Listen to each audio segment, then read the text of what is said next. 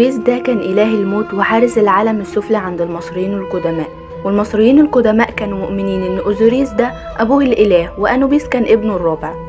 أنوبيس مرسوم على شكل ابن آوي، وده كائن من فصيلة الكلاب والذئاب، وسبب إن هو اترسم على هيئة ابن آوي إنه كان بينبش في قبور الموتى، فالمصريين خلوه إله علشان يحموا جثثهم منه. وكمان كان اترسم باللون الأسود اللي كان بيرمز للتربة الخصبة لنهر النيل وتغيير لون جثة الميت بعد التحنيط. وكان لعب أنوبيس أدوار مختلفة في تاريخ الأسر المصرية القديمة، فكان مثلا حارس على المقابر في الأسرة الأولى، وفي عصر الدولة الوسطى بقى أنوبيس إله الموتى وسيد العالم السفلي قبل ما أوزوريس ينتزع اللقب منه. وكان دور الإله أنوبيس في محاكمة الميت إنه بياخد قلب الميت وبيحطه على ميزان في كفة، والكفة التانية ريشة الإلهة ماعد، ولو كان الإنسان طيب قلبه بيكون أتقل من الريشة وبكده بيدخل الجنة، لو الإنسان شرير قلبه هيكون أخف من الريشة وبكده قلبه بيترمي لوحش خرافي مزيج من التمساح وأسد وفرس البحر.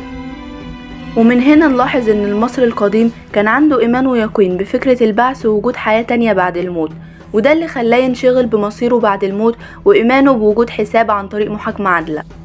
وأنوبيس هو اللي حنط أوزوريس على تابوت سوبكعي في عصر الدولة الوسطى، واللوحة دي موجودة في متحف برلين. والأسطورة دي بتدل على شجاعة أنوبيس، لأن الأسطورة بتقول إن الإله ست قتل أخوه أوزوريس وقطع جسمه أجزاء وفرقها في أماكن مختلفة من مصر، وأنوبيس عارض ست وحنط أوزوريس.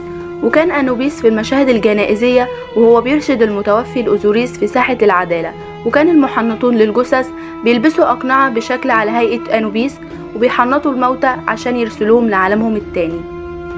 وأنوبيس كان معروف بأسماء كتيرة، منها أول الغربيين ورب الأرض المقدسة والكلب الذي يبتلع الملايين وسيد الأسرار.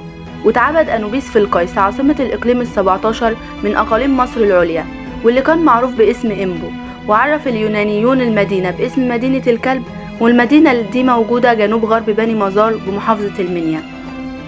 واتعبد كمان في مناطق تانية، واليونانيين عبدوه علشان كان بيمثل رمز الشجاعة واتحد مع إله يوناني.